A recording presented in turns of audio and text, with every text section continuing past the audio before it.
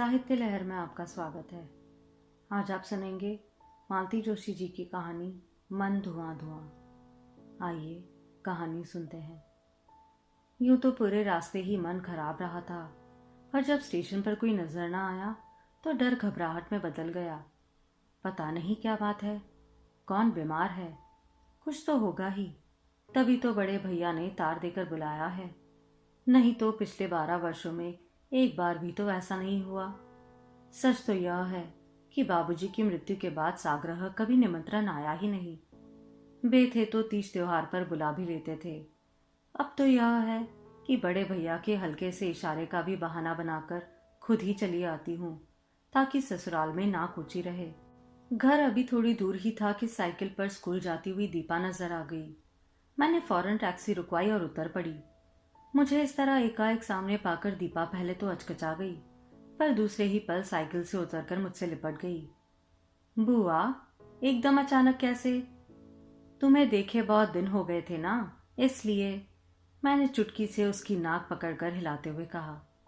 बुआ भतीजी का यह प्रेम आलाप पता नहीं कितनी देर तक चलता, पर मैंने देखा उसके साथ वाली लड़कियां बेचैन हो रही है। अच्छा, अब शाम को मिलेंगे, अब झटपट स्कूल जाओ तो। मैंने उसके गालों पर हल्की सी चपत लगाते हुए कहा। अच्छा, सी यू। उसने अपना सुकोमल हाथ हवा में लहराते हुए कहा और साइकिल पर बैठकर फुर्र से उड़ गई। ड्राइवर यदि आवाज न देता तो मैं पता नहीं कितनी देर तक उस कमनीय आकृति को देखती रहती। स्कूल की यूनिफॉर्म में भी वह अलग लग रही थी। माँ का रूप लावण्य उसे विरासत में जो मिला है। सबसे अच्छी बात तो यह है कि विधाता ने उसे माँ का सा तन ही दिया है, मन नहीं।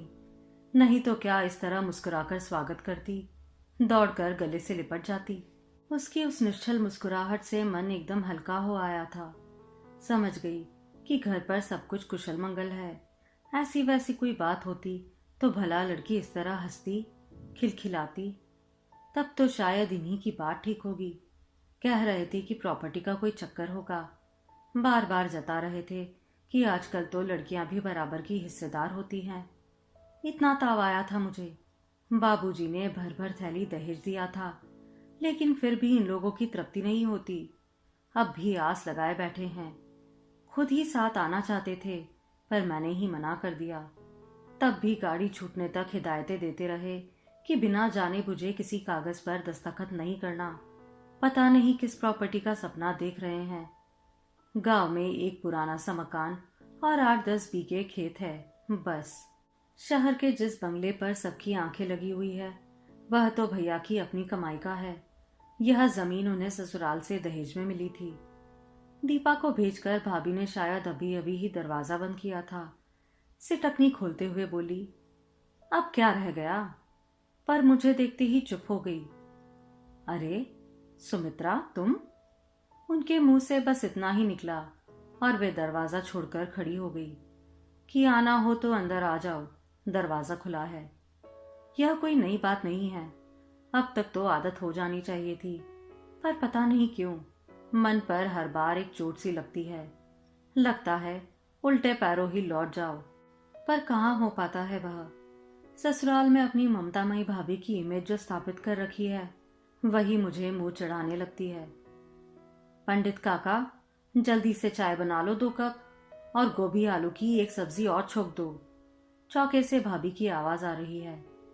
कोई मेहमान आए हैं बहू जी? हाँ, सुम्मी दीदी आई है। अरे सुम्मी बिटिया, कब आई? पंडित काका किचन से दौड़े चले आए। उनके झुर्रीदार चेहरे पर सफेद मूछों से छनकर वात्सल्य और खुशी छलक पड़ रही थी। कई बार लगता है कि कल को काका नहीं रहेंगे तो मेरा ऐसा हार्दिक स्वागत कौन करेगा। मैं भाभी की शिकायत नहीं कर रही। यह सच है, मैं या सुचित्रा लगातार 3 महीने भी बनी रहे तो उनके माथे पर शिकन नहीं आती। हमारे स्वागत सत्कार में कोई कमी नहीं होती। पर यह भी सच है कि हम तीसरे ही दिन बिस्तर बांध ले तो वे रुकने के लिए इसरार भी नहीं करती। हम लोग अगर 3-3 साल बाद आए तो उल्हाना सिर गोविंदी देती है, भले ही उसके मूल में वे साड़ियां हों जो उसे हमसे इनाम में मिलती है। सुमी, आओ चाय लो। भाभी ने मेज पर चाय और नाश्ता लगाते हुए कहा। खाने से पहले नहाओगी ना? गोविंदी को गीजर ऑन करने के लिए कह दूं या अभी गर्म पानी शुरू नहीं किया? इतनी कोफ्त हुई, दुनिया भर की बातें पूछ रही है, पर यह नहीं पूछेगी कि अचानक कैसे आना हुआ, या कि उन्हें मेरे आने का अंदाजा था तो बताए ना कि क्यों बुलाया था। आखिर मैंने ही पूछा, भाई साहब कैसे हैं? अच्छे हैं। तबीयत तो ठीक है ना? हाँ, क्यों? मुझे तार देकर बुलाया था, इसलिए घबरा रही थी, पता नहीं क्या बात है। उन्होंने कोई जवाब नहीं दिया, पर उनके चेहरे से साफ जाहिर था कि उन्हें इस बात का कोई इल्म नहीं था, क्योंकि उन्हें बुरा लगा। जानने का कोई उपाय नहीं था, शायद नहीं भी लगा हो। इस घर की समस्याओं से वे कभी भी जुड़ नहीं पाई थी। जल में रहने वाले कमल पत्र की तरह हमेशा अछूती रही थी। हम भाई बहनों ने तो उनका नाम स्थित प्रज्ञ रख छोड़ा था, और वह गलत नहीं था। बड़े भैया का ऑपरेशन डे था शायद। पूरे 4 बजाकर लौटे। मुझे देखते ही उनका चेहरा खिल गया। मुझे बड़ा अच्छा लगा। वे पास बिठाकर देर तक इनके बारे में, बच्चों के बारे में पूछते रहे। एकदम बाबूजी की याद आ गई। उन्हें देखते ही लगता है कि जाने कितनी कितनी बातें अनकही रह गई है। जब भी आती, उनसे ढेर सी बातें करके मन हल्का कर लेती। भाभी ने खाना लगने की सूचना दी तो उठना ही पड़ा। मेज पर 3 थालियां देखकर भैया ने मीठी झिड़की दी। अरे, यह क्या? इतनी देर तक भूखी बैठी रही? अरे, हम लोगों का कोई ठिकाना है? भूखी नहीं थी बड़े भैया, भाभी ने इतना ठूस ठूस कर नाश्ता करवा दिया था। भैया ने कृतज्ञ भाव से भाभी को देखा, पर वे सब्जी परोसने में व्यस्त थी। सुनील नहीं लौटा अभी तक? कितने बजे तक आ जाता है? मैंने पूछा। उनका आजकल कोई टाइम टेबल नहीं है। श्रीमान जी सवेरे घर से निकल जाते हैं तो रात गए ही लौटते हैं। क्यों? यही बताने के लिए तो तुम्हें बुलाया है। मैं असमंजस में उनका मुंह देखती रह गई, तो बोले, खाना खा लो, बाद में बात करेंगे। पर इसके बाद खा पाना क्या संभव था? बस साथ देने के लिए बैठी रही। खाने के बाद लॉन में बैठी मैं भैया के बुलावे की प्रतीक्षा करती रही। उन्होंने बुलाया नहीं, बल्कि खुद ही पास आकर बैठ गए। अपना प्रिय सिगार सुलगते हुए उन्होंने बिना किसी भूमिका के कहना शुरू कर दिया। सुमी, मैंने तुम्हें इसलिए बुलावा भेजा है कि तुम सुनील को समझा सको। घर भर में वह सिर्फ तुम्हारी ही बात मानता है। पर उसने ऐसा क्या किया है? किया नहीं, करने जा रहा है। क्या? शादी। शादी? किससे? वही तो परेशानी का बायस है।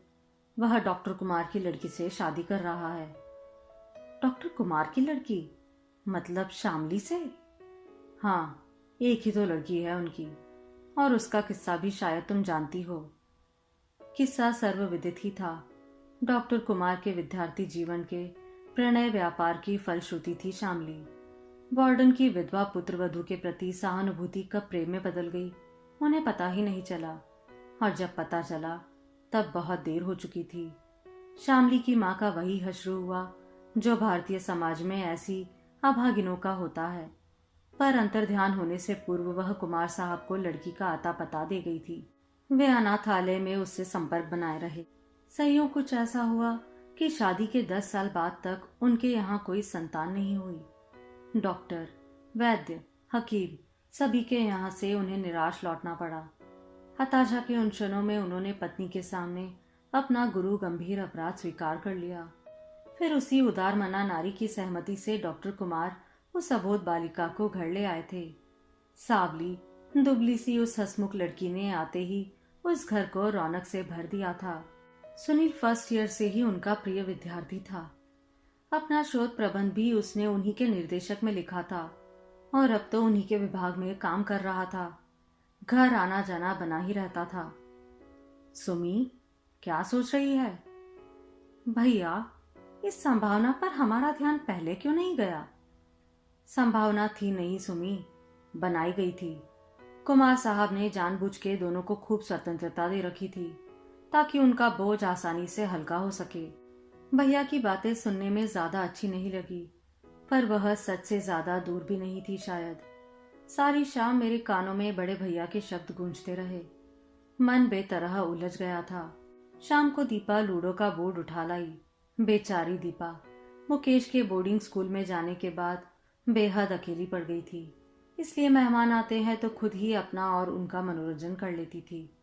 पर आज खेल में बिल्कुल ही मन नहीं लग रहा था।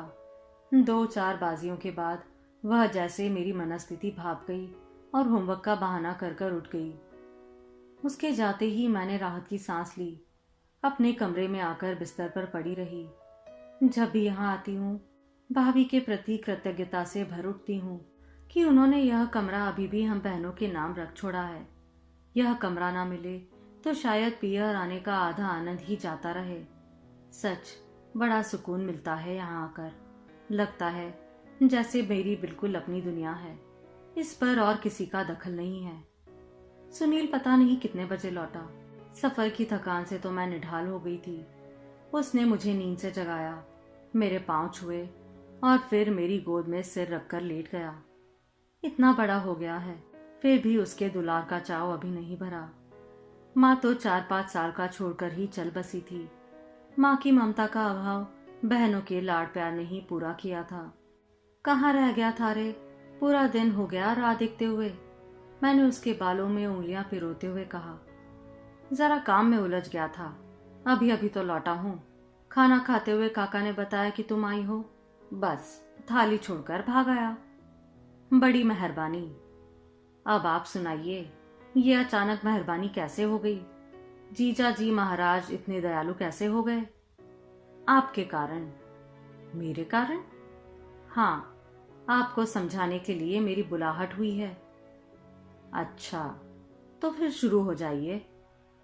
कहाँ से शुरू करूं यही तो सोच रही हूँ। वह एकदम उठ बैठा, कमरे में रखी आराम कुर्सी में धंस गया और गंभीर स्वर में बोला, दीदी तुम भी सोचती हो कि मैं कुछ गलत कर रहा हूँ? गलत तो मैं नहीं कहूंगी, पर मन एकदम राजी नहीं हो रहा। क्यों नहीं हो रहा? आखिर उस लड़की में क्या खराबी है? उसके जन्म की कथा तो जानते हो ना। अपने जन्म पर तो किसी का अधिकार नहीं होता। क्या उसे परखने का यही एक मापदंड होगा? अपना समाज अभी। मैं समाज की परवाह नहीं करता, उसने तमक कर कहा। बड़े भैया भी इस रिश्ते के पक्ष में नहीं हैं। बड़े भैया तो दीदी एकदम बाबूजी बनते जा रहे हैं। 2 बार विलायत हो आने से कोई आधुनिक नहीं हो जाता। मन पर जमी रूढ़ियों की काई बड़ी मुश्किल से छूटती है। सुनील, तुम बड़े भैया के साथ ऐसा कहकर बड़ा अन्याय कर रहे हो। अन्याय तो वे मेरे साथ कर रहे हैं, बल्कि बरसों पहले जो अन्याय उनके साथ हुआ था उसका बदला वे मुझसे ले रहे हैं। But I won't surrender, I will fight it out. Sunil गुस्से में उफनता हुआ बाहर चला गया। उसकी बात ने पता नहीं कितनी पुरानी यादों को झकझोर दिया। सिंथिया का सुंदर भावपूर्ण चेहरा आंखों में घूम गया। सुनील का तमतमाया चेहरा देखकर भैया का तब का विद्रोही चेहरा याद आ गया। उफ, उन 2 महीनों में घर में कितना तनाव भर गया था। कैसी महाभारत सी मची रही थी। भैया तो बात करते ही काटने को दौड़ पड़ते थे। बाबूजी के सामने पड़ते ही डर लगता था। हम सब लोग दिन भर सहमे सहमे किसी विस्फोट की प्रतीक्षा करते रहते। जिज्जी की सगाई उन दिनों बस हुई ही थी। बड़ी मुश्किलों से बाबूजी अपनी मर्जी का उच्च कुलीन वर खोज पाए थे। हम लोग शादी की तैयारियों में व्यस्त ही थे कि सिंथिया किसी दुखद स्वप्न की तरह हम सबको चौंका गई थी। कोई कच्चे दिल वाला व्यक्ति होता तो अपने होशो हवास खो बैठता, पर बाबूजी ने निर्णय लेने में जरा भी देर नहीं की। 28 साल की नौकरी का इस्तीफा लिखकर वे हम लोगों को लेकर शहर आ गए और भैया को एक तरह से उन्होंने नजरबंद कर लिया। अब की सर्वग्रासी महंगाई तब ना थी, पर फिर भी शहर शहर था। यहाँ हर चीज के लिए कदम कदम पर पैसे फेंकना पड़ते थे। पर बाबूजी ने दिल पर पत्थर रखकर आमों का बगीचा व कुएं वाले खेत बेच डाले। इस आकस्मिक खर्चे के कारण जिज्जी की शादी पर वे मन भरकर खर्च नहीं कर पाए, जिसका उलाना वे आज तक देती हैं। बाबूजी का त्याग व्यर्थ नहीं गया। घर में उठा तूफान एक दिन अपने आप शांत हो गया। साल बीतते ना बीतते घर में फिर शहनाई बज उठी। डॉक्टर भैया के लिए राय प्रसाद की इकलौती बेटी, शहर के बीचों बीच यह मकान और विलायत जाने का खर्च। सब दरिद्र धुल गए। उसी शान और शौकत की बदौलत चित्रा को और मुझे इतना अच्छा घर भर मिल सका। सुनील और अनिल निश्चिंत होकर पढ़ सके। दुख होता है तो बस जीजी के लिए। चूंकि उनका विवाह इस स्वर्ण युग से पहले हुआ था, इसलिए बहुत संपन्न परिवार में नहीं हो सका था। वैसे अपनी सूझबूझ से बाबूजी ने अच्छा ही घर देखा था। उस समय उनकी हैसियत ही क्या थी। गांव के मिडिल स्कूल के हेडमास्टर को तो मिलता ही क्या था। वह तो पुरखों का बनाया मकान और थोड़े से खेत थे, इसलिए इज्जत से गुजारा हो जाता था। बस अम्मा की मृत्यु के बाद हम भाई बहनों को बाबूजी ने बड़े जतन से पाला था। कभी किसी अभाव का एहसास न होने दिया था। उनका बस एक ही सपना था, लड़कों को अच्छे से अच्छी शिक्षा देना, लड़कियों के लिए कुलीन वर खोजना। इस सपने पर जब आज आती दिखाई दी तो उन्होंने जमीन आसमान एक कर दिया और आखिर बाजी जीत ही ली। बाबूजी जब तक जीवित रहे, मन उनके प्रति एक आक्रोश से भरा रहा। बड़े भैया हम दोनों बहनों के सामने आत्मस्वीकृति व्यक्त कर रहे थे। मेरे बहाने उन्होंने सुचित्रा को इंदौर बुला लिया था और अब हम दोनों मिलकर वर्तमान संकट पर विचार विमर्श कर रहे थे। बाबूजी के जीते जी मैंने उन्हें कभी माफ नहीं किया, पर आज जब मैं उनके स्थान पर खड़ा हूँ तब पता चल रहा है कि उनका डर, उनका सोचना कितना सही था। लड़की का बाप होना अपने आप में ही एक मुसीबत है। फिर जब परिवार में ऐसी वैसी घटना हो जाती है तो यह समस्या और भी जटिल बन जाती है। लड़की का बाप? चित्रा ने चौंक कर पूछा। क्यों, लड़की का बाप नहीं हूं मैं? तुम विश्वास नहीं करोगी सुच्ची, जब से सुनील ने यह बम फेंका है मैं लगातार दीपू के बारे में सोच रहा हूँ। आज से 4-5 साल बाद जब मैं उसके लिए वर खोजने निकलूंगा, तब क्या यह शादी मेरे रास्ते का कांटा नहीं बन जाएगी? तब तक तो बात पुरानी पड़ जाएगी, मैंने कहा। लोग भूल भी जाएंगे। नहीं भूलते सुनी, ना तो लोग ऐसी बातें भूलते हैं, ना वे पुरानी पड़ती है। वे हर बात उतनी ही ताज़ी होकर सामने आती है। अब शामली की ही बात ले लो, 20-22 साल पुरानी बात है, फिर भी उसे लेकर हम लोग कितने परेशान हैं कि नहीं। लेकिन परेशानी का कारण मेरी समझ में नहीं आता, सुचित्रा बोली। डॉक्टर कुमार की बेटी है वह, और आज विज्ञान की दुनिया में नाम है, लेकिन उसकी माँ को भी तो भुलाया नहीं जा सकता। शामली का जन्म जिन परिस्थितियों में हुआ उन्हें भी नजरअंदाज नहीं किया जा सकता। और सबसे बड़ी बात तो यह कि अपने जीवन के प्रथम 10-12 वर्ष उसने अनाथ आश्रम में बिताए। किस किस बात को अनदेखा करेंगे हम? हमसे कोई उत्तर नहीं देते बना। अच्छा, दीपा की बात रहने दो, उसके विवाह में अभी देर है, पर इस शादी के बाद क्या तुम भी ससुराल में सिर उठाकर चल सकोगी? भैया ने जैसे ठीक नफ्स पर हाथ रख दिया था। सच तो है, ससुराल में जो इतनी नाक ऊंची है वह किस बलबूते पर।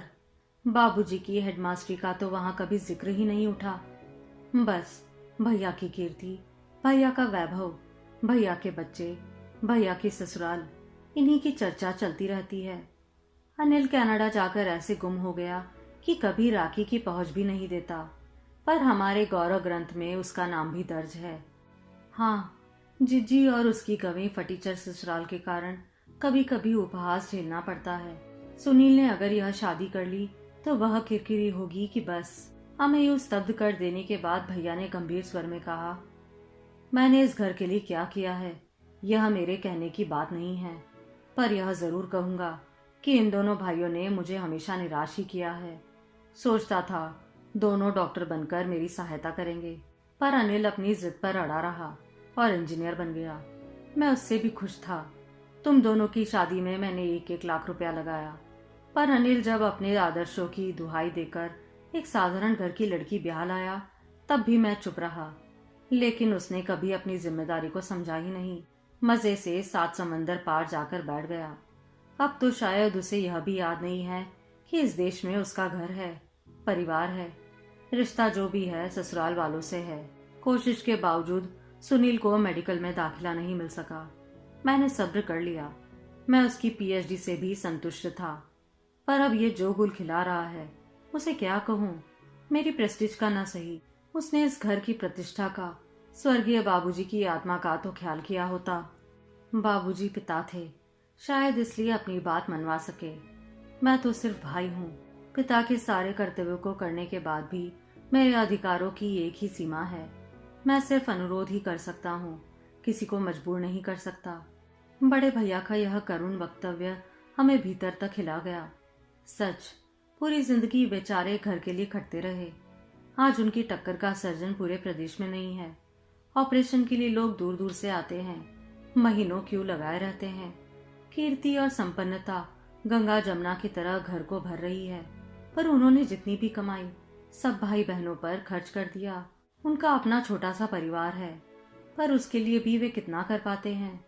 सुचित्रा की शादी के बाद ही मुकेश को सिंधिया स्कूल में रखने का साहस कर सके हैं। चाहते तो वे भी अनिल की तरह पल्ला झाड़कर अलग हो सकते थे, सारी जिम्मेदारियों से अपने आप मुक्त हो जाते। 3 दिन की धुआंधार बहस के बाद सुनील ने हथियार डाल दिए। घर की सुख शांति के लिए, परिवार की प्रतिष्ठा के लिए उसने अपने प्यार की बलि देना स्वीकार कर लिया। बड़े ही शहीदाना भाव से उसने अपने निर्णय की सूचना दी। साथ ही उसने यह भी स्वीकार किया कि शामली के पास जाकर यह सब कहने का साहस उसमें नहीं है। आखिर यह अनचाहा काम भी मुझे ही करना पड़ा, लेकिन मानना होगा कि उस जिले लड़की ने मेरा काम बहुत आसान कर दिया। वह सीधे मुझे अपने कमरे में ले गई। हम लोग कुछ देर इधर उधर की बातें करते रहे, पर उसने मेरा असमंजस ताड़ लिया और एकदम पूछ बैठी, आप कुछ कहने आई हैं ना दीदी? शामली, दरअसल बात यह है। आप निसंकोच होकर कहिए दीदी, मुझे मालूम है आप क्या कहने आई हैं, इसलिए आपको माँ के पास नहीं ले गई। वे इन दिनों बीमार चल रही है, आपकी बात शायद सहन ना कर पाए। तब तो तुम जानती हो फिर? हाँ दीदी, मैं जानती हूँ। मैं जानती थी कि मुझे सपने देखने का कोई अधिकार नहीं है, फिर भी मैंने यह अनिष्ट चेष्टा कर डाली। अब मुझे सत्य का साक्षात्कार करने दीजिए। कह डालिए अपनी बात, मैं भी तो जानूं सच सुनने में कैसा लगता है। उसने बहुत दृढ़ता से अपनी बात कहनी चाहिए थी, पर अपनी आवाज की लरज को वह छुपा नहीं सकी। तुम बहुत समझदार हो शामली, मैंने उसकी पीठ पर हाथ फेरते हुए कहा। तुम्हारी बहादुरी की दाद देने को जी चाह रहा है। बस एक प्रार्थना है, सुनील को गलत ना समझना। उसने बड़े भैया की खुशी के लिए अपने मन पर पत्थर रख लिया है, और तुम्हें मालूम है बड़े भैया उसके लिए, हम सभी के लिए पिता के समान है। उन्होंने हम लोगों के लिए इतना कुछ किया है कि उनकी इच्छा का मान करना ही पड़ता है। मुझे मालूम है दीदी, मैं उनकी विवशता को समझती हूँ, लेकिन आपको कष्ट न देकर यदि स्वयं चले आते तो शायद यह आघात सहना मेरे लिए आसान हो जाता। क्या जवाब देती मैं? चुपचाप उठकर चली आई। दरवाजे पर डॉक्टर से भेंट हो गई। मुझे देखते ही गदगद हो गए। कुछ देर और बैठने का बार बार आग्रह करते रहे, पर अधिक देर उनका सामना करना मेरे लिए असहनीय था। 3-4 दिन तक घर में तर्क वितर्क का एक युद्ध छिड़ा हुआ था। दलील पर दलील दी जा रही थी। उस बहस के बीच बाबूजी की और बड़े भैया की तस्वीर एक बेटी के बाप के रूप में उभरी थी, और उन दोनों ने ढेर सी सहानुभूति बटोर ली थी। आज कुमार साहब को देखा तो लगा एक बेटी का बाप यह भी तो है। उसकी स्थिति तो इन दोनों से भी कहीं ज्यादा नाजुक और ज्यादा दयनीय है। सुनील के फैसले से घर में जैसे खुशी की लहर दौड़ गई। भैया तो मानो तैयार ही बैठे थे। बोले, सुमी, मैं सोचता हूँ तुम दोनों यहाँ हो तो कुछ प्रपोजल देख लो। मेरे पास जाने कब से इकट्ठे हो गए हैं। मुझे एकदम सुनील की बात याद आ गई। ठीक ही कह रहा था, भैया एकदम बाबूजी बनते जा रहे हैं। जरा भी समय गंवाना नहीं चाहते, जैसे उन्हें सुनील के मन का एतबार ना हो। भैया के पास जो प्रस्ताव थे उन्हें देखकर तो आंखें चुंधिया गई। बस लगा जैसे भाग्य लक्ष्मी दरवाजे पर दस्तक दे रही है। नंबर खुलने भर की देरी है, पर नंबर का चुनाव ही पसोपेश में डाले दे रहा था। एक से एक उम्दा रिश्ते, किसे ले किसे छोड़ दे समझ में नहीं आ रहा था। फिर हम लोगों का चर्चा सूत्र शुरू हो गया। उठते बैठते बस वही बातें।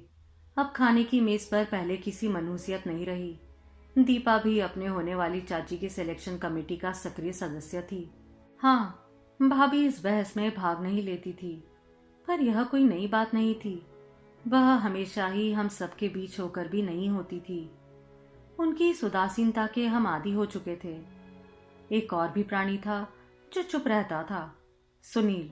वह चुपचाप एक कोने में बैठा शाहिदाना भाव से हमारी बातें सुनता रहता, पर उसकी चुप्पी की हमें परवाह नहीं थी। काफी छानबीन के बाद बात एक प्रस्ताव पर आकर रुक गई। लड़की सुंदर थी, एमए पास थी, पिता एमएलए थे, भाई पीडब्ल्यूडी में इंजीनियर थे, 2 बहनें अपने डॉक्टर पतियों के साथ अमेरिका में बस गई थी। यानी कि प्रस्ताव एकदम फिट था, कहीं से मीन मेख निकालने की गुंजाइश नहीं थी। सवाल तो यह है कि लड़की क्या वाकई सुंदर है? कई बार फोटो से धोखा हो जाता है, तो फोटो को अंतिम सत्य थोड़ी ही मान लेंगे। लड़की देखी भी तो जा सकती है। मैं बोली, वे लोग तो बेचारे बार बार निमंत्रण दे गए हैं, तुम लोग सुनील को लेकर चली जाओ और देख आओ, 5 घंटे का तो सफर है। मैं कहीं नहीं जाऊंगा, सुनील घुर्राया। क्यों, लड़की नहीं देखोगे? नहीं, आप देखाइए। हमारे देखने से क्या होता है? आखिरी पसंद तो मेरी कोई पसंद नहीं है। और हम कोई कानी कुबड़ी लूली रंगड़ी ले आए तो? चित्रा ने ठहाका मारा। क्या फर्क पड़ता है, जब शादी ही आप लोगों की खुशी के लिए हो रही है तो लड़की भी आपकी पसंद की ही आने दीजिए। हम लोगों को इस तरह निरुत्तर कर वह उठने ही वाला था कि कड़कती आवाज आई, सुनील। हम सब चौंक पड़े। क्या सचमुच यह भाभी की आवाज थी? उन्हें नौकरों को तो दूर, कभी बच्चों को भी इस तरह से बुलाया नहीं था। सुनील तो एकदम सकपका गया। सुनील, जरा बैठो। वह आदेश का पालन करता हुआ चुपचाप बैठ गया। सुनील जी, लड़की देखने तो तुम नहीं जाओगे, पर शादी के बारे में तुम्हारा क्या विचार है? जी, मैं समझा नहीं। शादी करने तुम खुद जाओगे या पुराने राजपूत राजाओं की तरह अपनी कटार और पगड़ी भेजोगे? एक बार फिर हम सब ठगे से बुद्ध बने भाभी को देख रहे थे। एक बात याद रखो सुनील, शादी जहां कहीं भी हो, शादी तुम्हारी होगी। सहरा बांधकर लड़की के दरवाजे पर तुम जाओगे, वह अनजान कोई तुम्हारा हाथ पकड़कर सिर्फ तुम्हारे लिए इस घर में आएगी। मेरी बला से इस तरह की सूफियाना बातें करके तुम अपनी जिम्मेदारी से बच नहीं सकते। मेरी कोई जिम्मेदारी नहीं है। सुनील भी अब तैश में आ गया था। आप जानती है, सब जानते हैं कि यह शादी मुझ पर थोपी जा रही है। मैं चाहता हूं कि इस सच्चाई को और भी लोग जान ले, जितनी जल्दी जान ले अच्छा है। और लोग भी जान जाएंगे। मुझे विश्वास है तुम पहली भेंट में ही उसे जता दोगे कि यह शादी तुमने अपनी मर्जी से नहीं की है, परिवार की सुख शांति के लिए तुमने यह त्याग किया है। लेकिन सुनील, इसमें तो कोई तूक नहीं है कि बाजे गाजे के साथ तुम एक लड़की को ब्याह कर लाओ और फिर शाहिदाना भाव से उसके सामने अपनी मजबूरियों का बखान करो। एक मासूम लड़की को तो तुमने आंसुओं के सैलाब में डूबने के लिए छोड़ ही दिया है। अब तुम्हें कोई हक नहीं है कि दूसरी के कुंवारे सपनों में आग लगाकर उसे जिंदगी भर सुलगने के लिए छोड़ दो। हैव अ हार्ट सुनील, या तो सीना तान कर घोड़े पर चढ़ो या दिलेरी से मना कर दो। और भाभी पता नहीं कब उठकर चल दी। हम लोग स्तब्ध बने बैठे रहे। बड़ी देर बाद हमारी भाव तंत्रा टूटी तो देखा बड़े भैया ने अपना चेहरा दोनों हथेलियों से ढक लिया था। आप सुन रहे थे मालती जोशी जी की कहानी मन धुआं धुआं।